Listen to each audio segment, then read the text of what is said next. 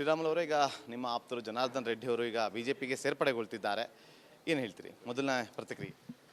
ಜನಾರ್ದನ್ ರೆಡ್ಡಿ ಅವರು ಇವತ್ತು ಪುನಃ ತವರು ಮನೆಗೆ ಅವರು ಮರಳ್ತಾ ಇದ್ದಾರೆ. ಭಾರತೀಯ ಜನತಾ ಪಾರ್ಟಿಗೆ ಅವ್ರ ಸ್ವಂತ ಮನೆ, ತವ್ರ ಮನೆ ಮೀನ್ಸ್ ಸ್ವಂತ ಮನೆ ಇದ್ದಂತೆ.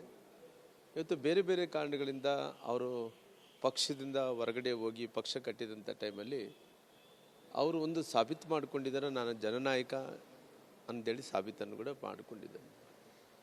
ಹಂಗಾಗಿ ಇವತ್ತು ಅನೇಕ ವಿಚಾರಗಳನ್ನು ಒಂದು ರೀತಿ ಅಂದರೆ ನಾವು ಒಂದು ರೀತಿ ಅಗ್ನಿ ಪರೀಕ್ಷೆ ಅಂತೀವಲ್ಲ, ಆ ರೀತಿ ಅಗ್ನಿ ಪರೀಕ್ಷೆದಲ್ಲಿ ಕೂಡ ಅವ್ರು ಗೆದ್ದು ಬಂದಿರೋ ಕಾರಣ ಇವತ್ತು ಭಾರತೀಯ ಜನತಾ ಪಾರ್ಟಿಗೆ ಅದು ಪುನಃ ಮರಳ್ತಾ ಇದ್ದಾರೆ.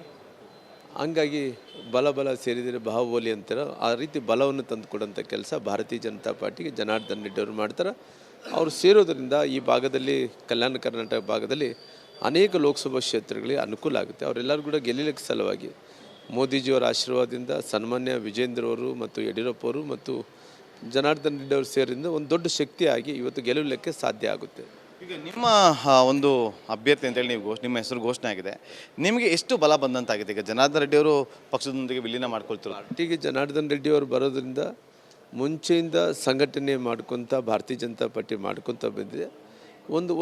ಒಂದು ಕಾಲದಲ್ಲಿ ಕಾಂಗ್ರೆಸ್ ಪಾರ್ಟಿ ಒಂದು ಭದ್ರಕೋಟೆ ಆಗಿರೋಂಥ ಬಳ್ಳಾರಿ, ಇವತ್ತು ನಾನು ಜನಾರ್ದನ್ ರೆಡ್ಡಿ ಅವರು ಸೇರಿ ಆ ಭದ್ರಕೋಟೆಯನ್ನು ಸಂಪೂರ್ಣವಾಗಿ ಸೆದೆಬಡಿದು ಭಾರತೀಯ ಜನತಾ ಪಾರ್ಟಿ ಬಾವುಟವನ್ನು ಆರಿಸೋಂಥ ಕೆಲಸ ಅವತ್ತು ಮಾಡಿದ್ವಿ. ಹಂಗಾಗಿ ಇವತ್ತು ಪುನಃ ಅವ್ರು ಬರೋದರಿಂದ ದೊಡ್ಡ ಶಕ್ತಿಯಾಗಿ ಇಡೀ ದೇಶದಲ್ಲಿ ಇವತ್ತು ಬಾವುಟ ನರೇಂದ್ರ ಮೋದಿಜಿಯವರ ಆಶೀರ್ವಾದದಿಂದ ನಡೀತೈತೆ. ಸನ್ಮಾನ್ಯ ಯಡಿಯೂರಪ್ಪರು ಮತ್ತು ವಿಜೇಂದ್ರ ಅವರ ಆಶೀರ್ವಾದದಿಂದ 28ಕ್ಕೆ ಗೆಲ್ಲಬೇಕು ಅಂದ್ಕೊಂಡಿದ್ವಿ. ಜನಾರ್ದನ್ ರೆಡ್ಡಿ ಬರೋದ್ರಿಂದ ನಮ್ಮ 6 ಜಿಲ್ಲೆಗೆ ಕೂಡ ಅನುಕೂಲ ಆಗುವಂಥ ಕೆಲಸ. ದಶಕಗಳ ಹಿಂದೆ ಸುಷ್ಮಾ ಸ್ವರಾಜ್ ಅವರ ಗೆಲುವಿಗೋಸ್ಕರ ಸಾಕಷ್ಟು ಶ್ರಮ ಪಟ್ಟಂಥವರು ಶ್ರೀರಾಮುಲು ಅವರು ಹಾಗೂ ಜನಾರ್ದನ್ ರೆಡ್ಡಿ ಅವರು. ಈ ಬಾರಿ ಈ ಜೋಡಿ ಮತ್ತೊಮ್ಮೆ ಲೋಕಸಭಾ ಚುನಾವಣೆಯಲ್ಲಿ ಯಾವ ರೀತಿಯಾಗಿ ಕೆಲಸ ಮಾಡುತ್ತೆ?